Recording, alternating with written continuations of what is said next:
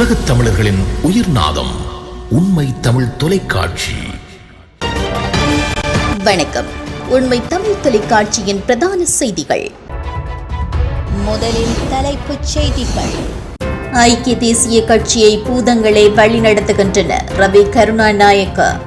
மற்றும் ஒரு சர்ச்சைக்குரிய சம்பவம். சாரதி மற்றும் நடத்துனரின் செயலால் 25 பேர் நிற்கதி. தென்னிலங்கையில் போலி ஆவணங்களுடன் கூடிய ஜீப் ஒன்று மீட்பு.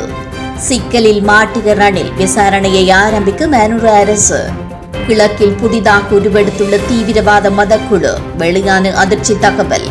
ஆஸ்திரேலியாவை புரட்டி போடும் சூறாவளி. இனி விரிவான செய்திகள். ஐக்கிய தேசிய கட்சியை சில பூதங்கள் இணைந்து வழிநடத்துவதாக பாராளுமன்ற உறுப்பினர் ரவி கருணாநாயக்க தெரிவித்துள்ளார். 1-2 பூதங்கள் இணைந்து கட்சியை கட்டுப்படுத்துகின்றனர்.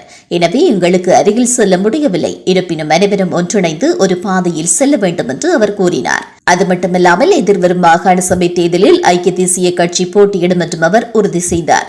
மின்சார கட்டணம் அதிகரிப்பதற்கு சர்வதேச நாணய நிதியத்திற்கு அதிகாரம் இல்லை என்றும் அவர் கூறினார்.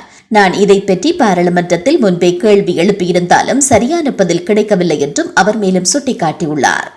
இலங்கை போக்குவரத்து சபைக்கு சொந்தமான பேருந்து தொடர்பில் மற்றொரு சர்ச்சைக்குரிய சம்பவம் பதிவாகியுள்ளது. வெலிகந்தையிலிருந்து கல்கந்த வரை இயக்க திட்டமிடப்பட்ட இலங்கை போக்குவரத்து சபைக்கு சொந்தமான பேருந்தின் சாரதி மற்றும் உதவியாளர் வெலிகந்த டிப்போவின் ஓய்வறையில் மதுபோதையில் தூங்கிக் கொண்டிருந்ததாக கூறப்பட்டுள்ளது. இதனால் பேருந்தில் பயணிக்க வேண்டிய பயணிகள் வாடகை வண்டி மூலம் அழைத்து செல்லப்பட்டதாகவும் போலீசார் தெரிவித்தனர். இந்த பேருந்து வெலிகந்த நகரத்திலிருந்து கல்கந்த பகுதிக்கு பிற்பகல் 2:30 மணிக்கு புறப்பட திட்டமிடப்பட்டுள்ளது. இருப்பினும் பேருந்தின் சாரதியும் நடத்துனரும் மதுபோதையில் உறங்கிக் கொண்டிருந்ததாகவும் இதன் விளைவாக பயணிகள் அந்த பகுதிக்கு செல்லவோ அல்லது வெலிகந்த நகரத்தை அடையவோ முடியாத நிலைமை ஏற்பட்டதாகவும் கூறப்பட்டுள்ளது. கல்கந்த பகுதிக்கு வேறு பேருந்துகள் இல்லாதமையினால் பயணிகளுக்கு கிடைத்த ஒரே பேருந்து இதுதான் என்றும் கூறப்பட்டுள்ளது. பின்னர் மாணவர்கள் உட்பட 25 பேரை வெலிகந்த, கல்கத்த மற்றும் குடபுகன பகுதிகளுக்கு வாடகை வண்டி மூலம் அழைத்து செல்ல ஏற்பாடுகள் செய்யப்பட்டதாகவும் தெரியவிருக்கிறது. இந்த நிலையில் இந்த சம்பவம் தொடர்பான விசாரணைகள் முன்னெடுக்கப்படுகின்றன. கொழும்பு அவிசாவளை பிரதேச குற்றப்புலனாய்வு பிரிவினருக்கு கிடைத்த தகவலின் அடிப்படையில் திரணியகல பகுதியில் மறைத்து வைக்கப்பட்டிருந்த போலி ஆவணங்களுடன் கூடிய ஜீப் ஒன்று போலீசாரினால் கைப்பற்றப்பட்டுள்ளது. இதற்கிடையில் இந்த சம்பவம் தொடர்பாக 2 சந்தேக நபர்களை போலீசார் கைது செய்துள்ளனர். அதிகாரிகள் நடத்திய விசாரணையில் சந்தேக நபர்கள் போலி சேசிஸ் எண்கள், என்ஜின் எண்கள் மற்றும் போலி உரிம தகடுகளை பயன்படுத்தி ஜீப்பை இறக்குமதி செய்து அசம்பிள் செய்தமை உறுதி செய்யப்பட்டுள்ளது. இந்த ஜிபி வாகனம் ஏதேனும் குற்றம் செய்ததா என்பதை கண்டறிய விசாரணைகளை தொடங்கவும் போலீசார் நடவடிக்கை எடுத்துள்ளனர். கைது செய்யப்பட்ட 2 சந்தேக நபர்களையும் அவிசாவளை நீதிவான் நீதிமன்றில் முன்னிலைப்படுத்திய பின்னர் எதிர்வரும் 18ஆம் தேதி வரை விளக்கமறியலில் வைக்க உத்தரவிடப்பட்டுள்ளது. இந்த சம்பவம் தொடர்பான மேலதிக விசாரணைகள் முன்னெடுக்கப்படுகின்றன. முன்னாள் ஜனாதிபதி ரணில் விக்ரமசிங்க மீதான குற்றச்சாட்டுகள் குறித்து அரசாங்கம் புதிய விசாரணையை தொடங்கும் என்று அனுர அரசு தரப்பு அறிவித்துள்ளது. இந்த விடயத்தை பொது பாதுகாப்பு மற்றும் நாடாளுமன்ற விவகார பிரதி அமைச்சர் சுனில் வட்டகல உறுதிப்படுத்தியுள்ளார்.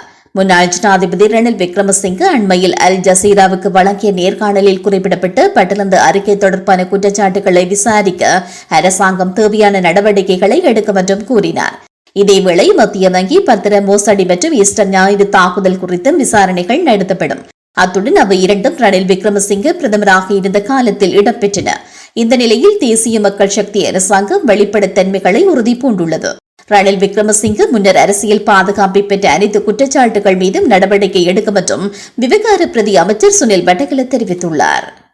கிழக்கில் கல்முனை பகுதியில் இயங்கும் தீவிரவாத மதக்குழு டாக்டர் ரைஸ் என்ற நபரால் வழிநடத்தப்படுவதாக பாதுகாப்பு படைகள் மற்றும் புலனாய்வு அமைப்புகள் தகவலை வெளியிட்டுள்ளன. இந்த தகவலை கொழும்பு ஊடகம் ஒன்று வெளியிட்டுள்ளதாக செய்திகள் வெளியாகியுள்ளன. தற்போதுள்ள இஸ்லாமிய கோட்பாட்டிலிருந்து முற்றிலும் மாறுபட்ட ஒரு கோட்பாட்டிற்குள் அவர் இந்த தீவிரவாத கருத்துக்களை கொண்டுள்ளார் என்றும் இங்கே வெளிப்படுத்தப்பட்டுள்ளதாக கூறப்படுகிறது.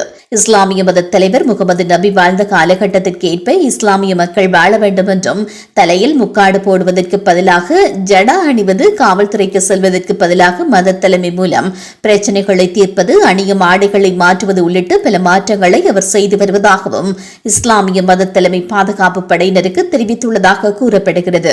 இது ஒரு இஸ்லாமிய பிரிவாக நடத்தப்படவில்லை என்றும் மாறாக 3 மாடி கட்டடத்தின் தரைத்தளத்தில் ரகசியமாக மத நடவடிக்கைகளை நடத்துகிறது என்றும் தற்போது இதற்கு 80 முதல் 100 வரையானவர்கள் பின்தொடர்பவர்களாக இருக்கிறார்கள் என்றும் தெரியவந்துள்ளது.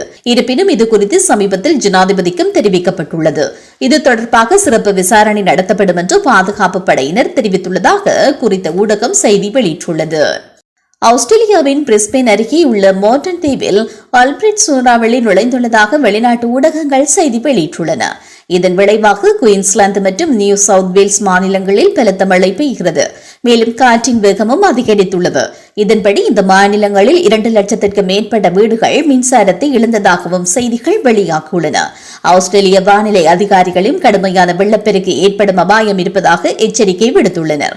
சூறாவளியின் தீவிரம் வகையொன்று சூறாவளியாக குறைந்துள்ளது. அதிகபட்சமாக மணிக்கு 80 கிலோமீட்டர் வேகத்தில் காற்று வீசும் என்று கணிக்கப்பட்டதாகவும் கூறப்பட்டுள்ளது. மீண்டும் தலைப்புச் செய்திகள். ஐக்கிய தேசிய கட்சியை பூதங்களே வழிநடத்துகின்றன ரவி கருணாநாயக்க. மற்றும் ஒரு சர்ச்சைக்குரிய சம்பவம். சாரதி மற்றும் நடத்துனரின் செயலால் 25 பேர் நிர்கதி. தென்னிலங்கையில் போலி ஆவணங்களுடன் கூடிய ஜீப் ஒன்று மீட்பு. சிக்கலில் மாட்டிய ரணில் விசாரணையை ஆரம்பிக்க மனுர அரசு. கிழக்கில் புதிதாக உருவெடுத்துள்ள தீவிரவாத மதக்குழு. வெளியான அதிர்ச்சி தகவல். ஆஸ்திரேலியாவை புரட்டி போடும் சூறாவளி. இத்துடன் இந்த செய்திகள் நிறைவடைகின்றன. மேலதிக செய்திகளை தெரிந்து கொள்ள உண்மை தமிழ் தொலைக்காட்சியோடு இணைந்திருங்கள். வணக்கம். உலகத் தமிழர்களின் உயிர்நாதம் உண்மை தமிழ் தொலைக்காட்சி.